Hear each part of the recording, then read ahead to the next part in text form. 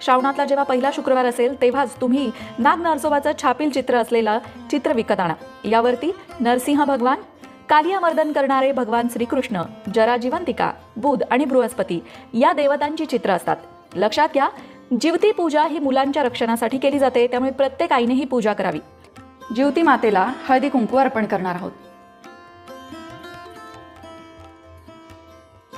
हा दुर्वा आणि आघाडांचा हार जो आहे तो या पूजेमध्ये आवश्यक आहे। त्यानंतर वस्त्रमाळ अर्पण करणार आहोत। फुलांचा हार सुद्धा वाहायचा आहे। आता नैवेद्य दाखवणार आहोत। नैवेद्यासाठी दूध आणि गुळ फुटाणे या जिवतीच्या पूजेमध्ये असतात।